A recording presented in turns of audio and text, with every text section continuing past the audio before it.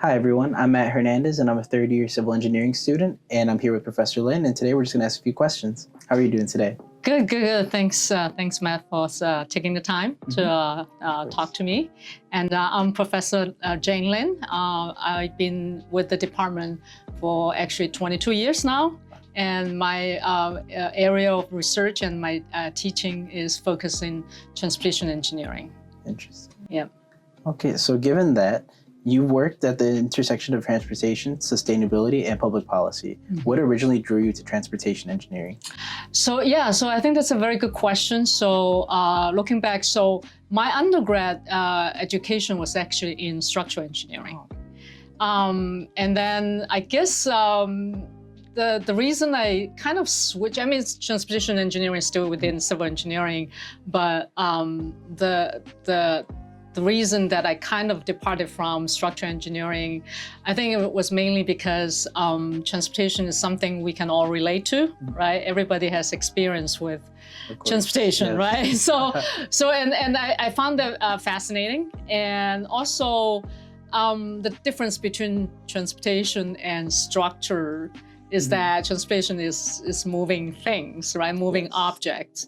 And I find that, more exciting in the sense that they're not just staying in one place, right? So, and another big factor that I decided to move to transportation is really, I think transportation is not just about objects, like civil infrastructure, but it's also about people. Of course. Because without people, there's no transportation, right? Yeah, and I like that because I think it kind of connects a lot of different aspects, different disciplines, different knowledge into transportation engineering. It's not just the traditional civil engineering in that sense. Of course, I never thought about it that way. Like, the sense of just dealing with the lives of everyday people. Yeah, absolutely. Because without people, I mean, what's the point of having transportation, right? Of course. I never thought about it that way. Very interesting. Yeah.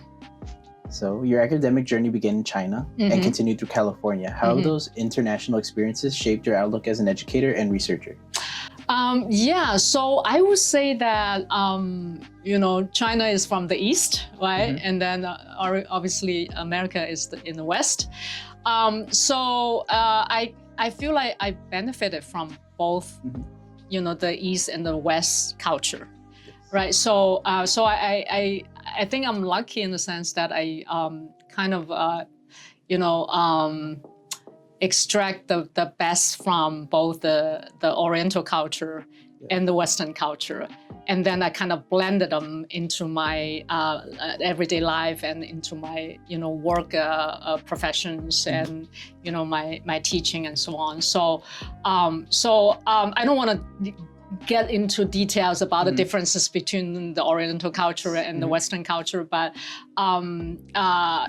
coming from China, so growing up, the education system is very different, and so it's more rigid in the sense that, like, we are very much are required to follow very precisely what the teacher is asking us to do, and very strict. In every sense of the whole education experience, but the Western culture, I think it's I wouldn't say it's not strict or rigid, but it's quite different, right? So it's more focusing on individual development, individual interests, and things like that. So I see the good and bad on both sides. And I think I kind of like trying to blend the goods from both sides and trying to like rid the bad from both sides as well. So I think I definitely benefited from that. So sometimes, I trying to,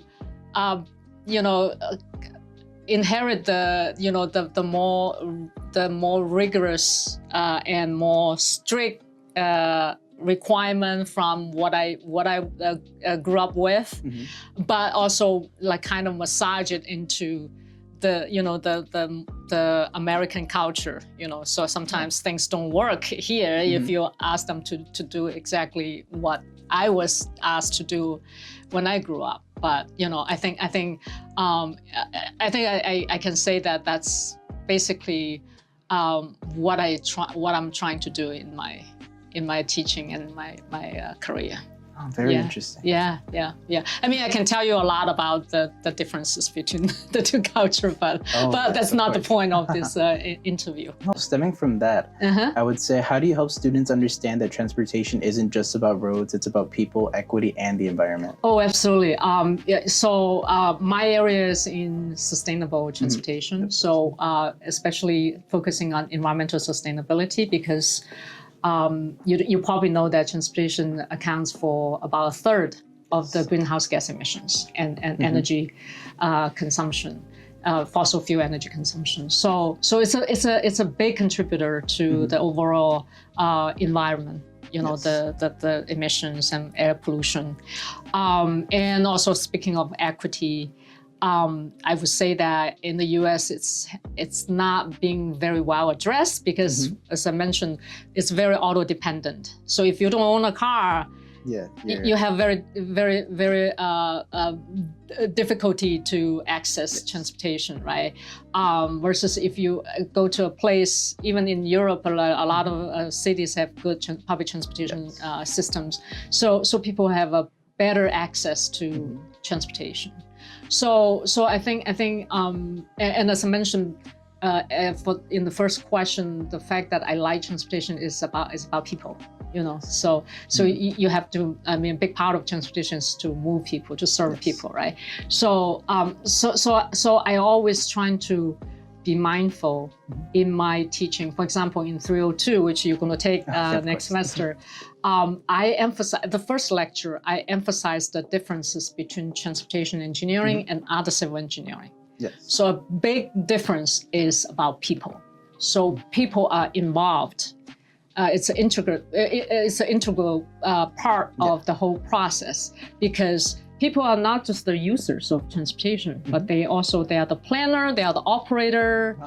Right? They also are the decision maker of transportation systems.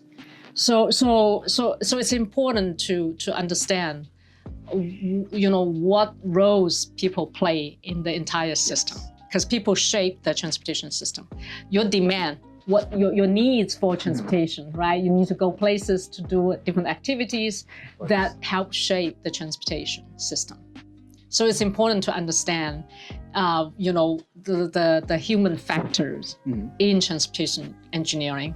And in fact, for example, in 302, I actually a big part of the curriculum is focused on the planning aspect of transportation. So with that part, important question is how the demand is generated, right? People have needs to go places to perform activities, right? Yes. So because oftentimes there's a spatial difference, where you want to do is not the same as where you are. So then there's this spatial displacement. So you have to take transportation to go to places in order to perform activities, right? You don't take transportation for the sake of taking transportation. It's a necessity. It's just what we call the derived demand, right? So transportation is a mean, or is a tool to help you perform activities, right? Okay, yes. So how people have this kind of demand, like what you do on a daily basis will shape the transportation system, will shape the demand of the transportation distribution, where the locations are, and the time of day you're doing different activities. That will shape the transportation system. Because, for example, for public transit, so we need to know what time of the day the ridership, right, the demand, and so we can provide more frequent service during the peak hours and things like that. So that's because there is a demand generated by people. People have the need to go places at different time of the day. So that helps shape. So it's important to take into consideration of the human factors in transportation engineering, right? And then mention the equity.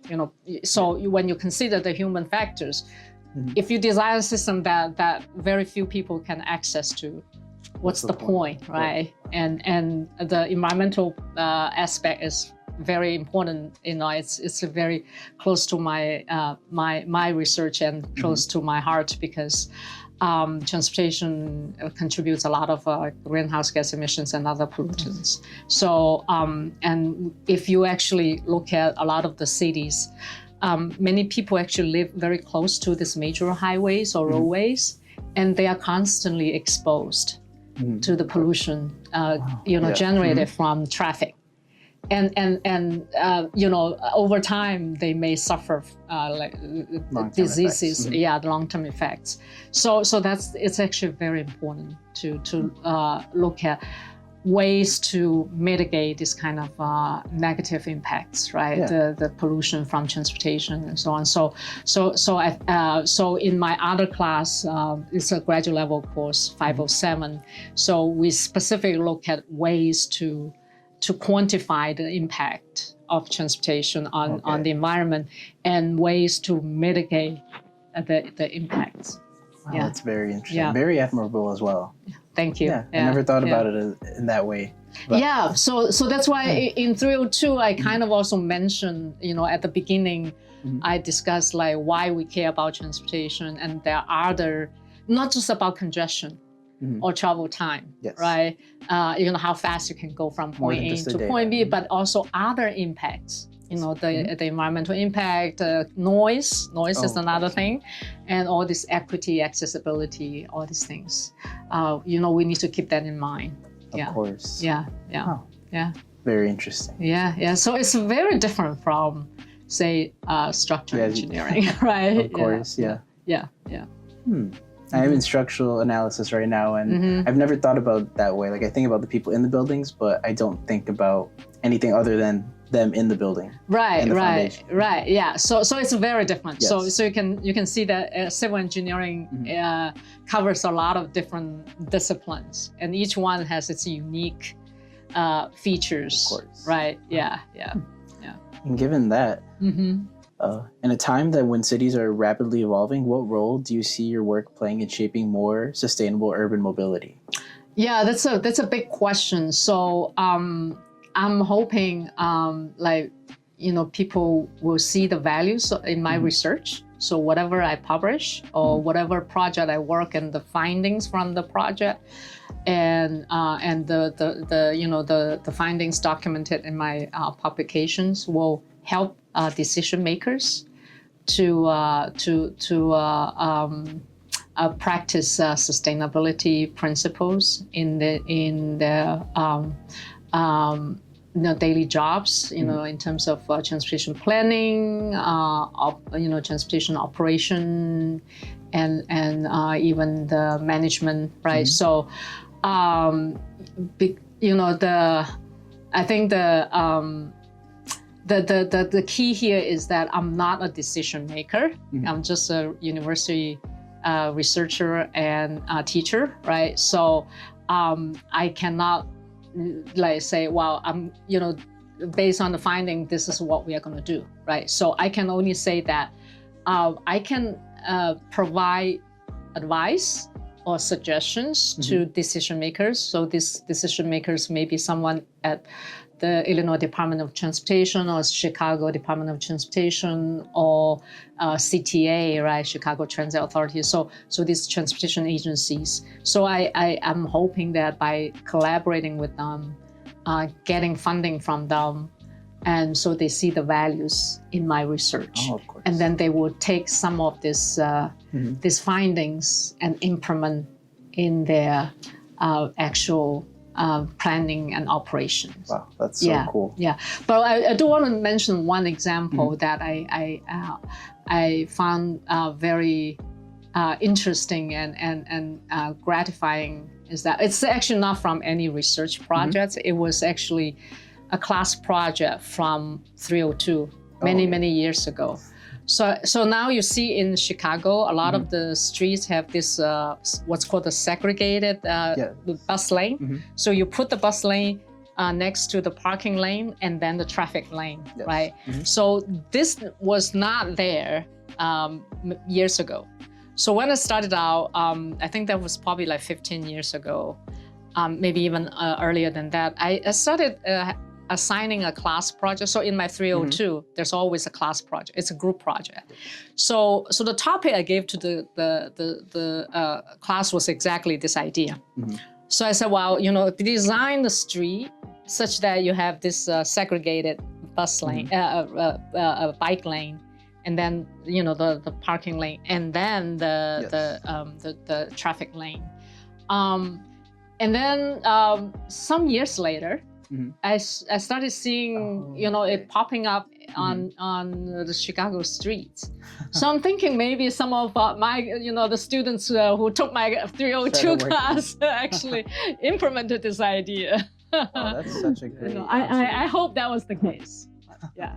No, hopefully it was. But that's such a great observation, seeing something you implemented in class somehow come to life. Yeah. So I hope this kind of things will help answer the question that how my work could shape the you know, the urban form and even just the students' ideas is a great example. Yeah. What's one piece of advice you would give a student that you wish you had received early on in your career? I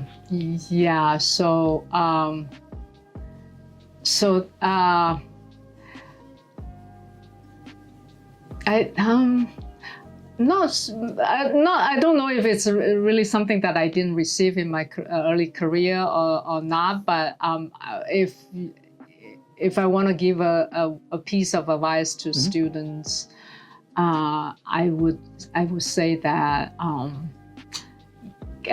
keep an open mind.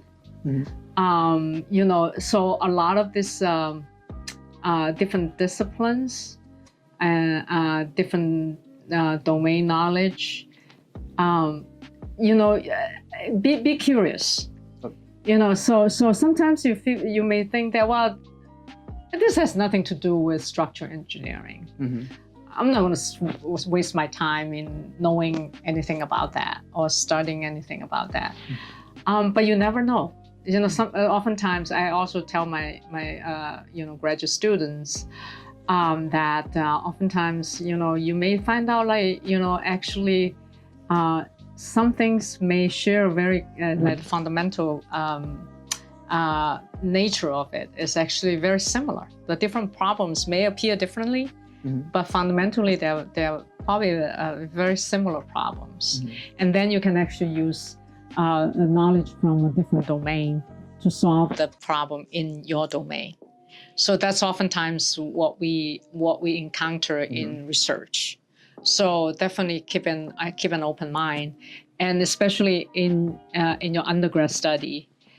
I always tell even my grad student, you know, so this is the best time in your life to learn things, you know, because when you're older, it's harder to learn, but, you know, this is the best time to learn.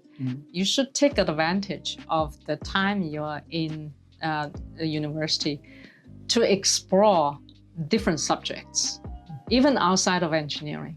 Take some, you know, social science courses, or take history, you know, music, whatever that you're interested in. You will benefit from that because it will enrich your life and your experience. And sometimes you may learn something from it that may benefit your own work, you know, in your future later on when you start working, and you know, so sometimes you may benefit from the other experience you have outside of engineering. Oh, I find that very refreshing. You don't have to stick straight to the curriculum or straight to No, I mean, of course you have to take whatever required courses or in your curriculum, in your major, right? So, but you know, you also have the gen ed courses. So that's one area you can take advantage of, and think about, you know, what other things that interest you other than your major, right? Engineering or civil engineering. But even beyond that, if you have the time and really the interest, I would highly recommend, you know, like explore other areas and learn. You know, take some courses, or even just audit the course and learn about things. You know, things in life, in history, in whatever in the world. you oftentimes you later on you benefit from it. You know, it enriches your life. Oh, that's nice to hear, actually. Yeah, definitely. I mean, this is one time in your life you can actually dedicate your time to studying, right? Of course, yeah. Why not, you know? Yeah. Thank you, Professor. Yeah. I think that's a great way to end our conversation. That was perfect. Yeah, great. Thank you so much. Right. And thank you, everyone. This is Professor Lynn again, and I'm Matt, and thank you for watching our Professor series. Thank you.